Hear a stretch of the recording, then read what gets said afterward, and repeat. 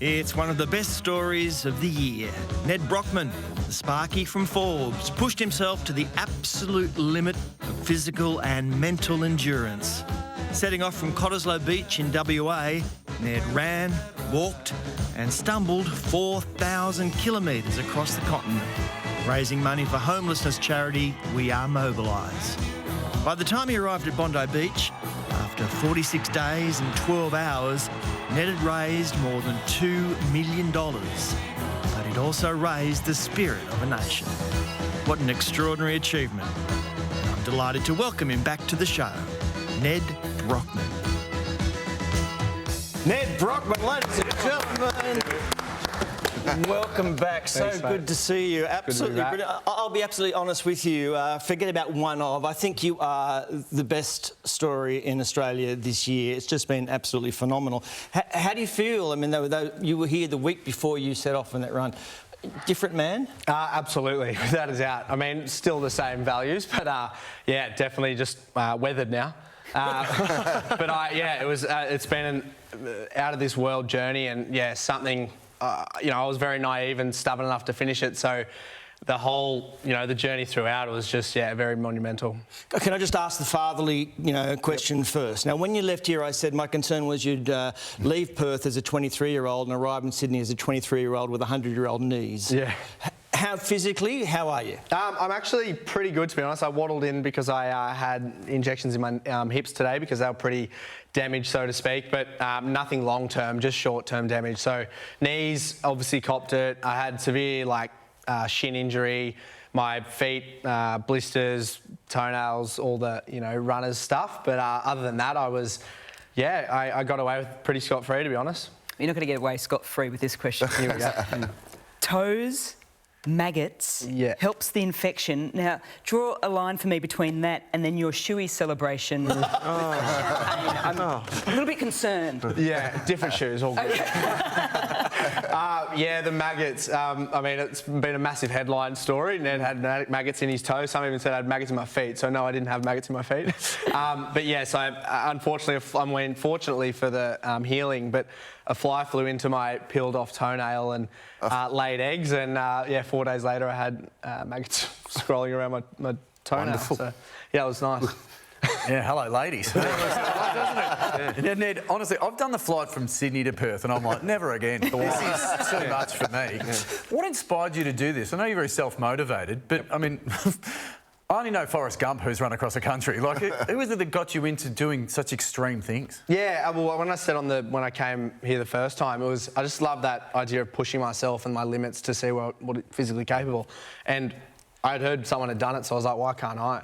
And that's just kind of how I live my life. I'm like, if someone can do something, I'm going to see if I can go and do that. And so it might not be running in a few years, but for right now it will be. So, and then obviously the homelessness as well. I wanted to help out and raise money, and we ended up raising $2.5 million. So. Well, Nedd, do you know any other tradies that go the extra mile? Because I can't seem to find them at this point in time. Would you believe I used to clean up after myself? Mate, that's more impressive than the run. I'm not going to lie. I've never seen that before. Mate, is there something on the horizon now that, after the injection wears off in your hips and you feel a little bit better? What's next? You seem to be a little bit of a, let's call it a sadist for this type of stuff. Definitely. I will 100% tell you when I'm locked in and ready to know.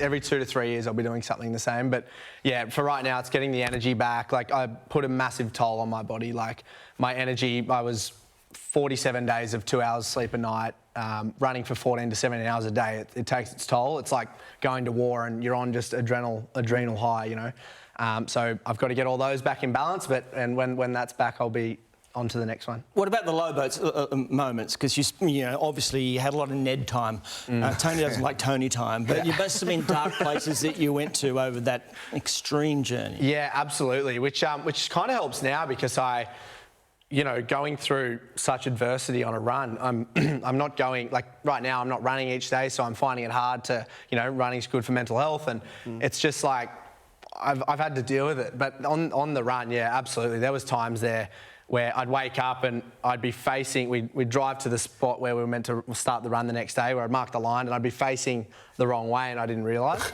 And it was a tailwind. I'm like, oh, amazing, I got a tailwind. And then my girlfriend and physio and photographer didn't know how to tell me that I was facing the wrong way and I had a headwind all day. So yeah, they were low days. So Ned, why 2 hours of sleep?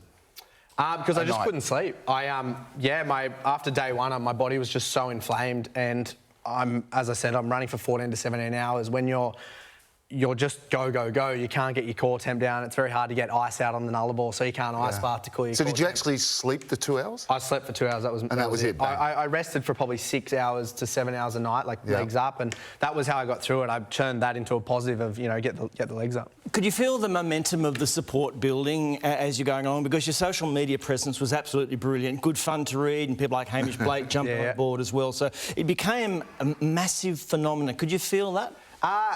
It was really crazy. I didn't really feel it. I obviously saw the messages and the likes and the comments, whatever. That didn't really help me when I was 80k into my 10th day, and severe injuries. But what was the probably telltale sign that this was going to blow up, it was bigger than Ben-Hur, was when I hit Mildura, and I had no human contact, to be honest, at all. And then all of a sudden there's half the town's honking and going, there he is, there he is. And I went, oh, what's Wagga going to be like? And I can't imagine what Bondi's going to be like. What's Wagga going to be like? That's the name of his book, lady. It's brilliant. Mate, so proud. Amazing. It was just, as I say, it is the story of the year. Congratulations. Thank you. Thanks for Appreciate it. dropping back in. Awesome. Really appreciate it. What a man, Nedd Brockmann.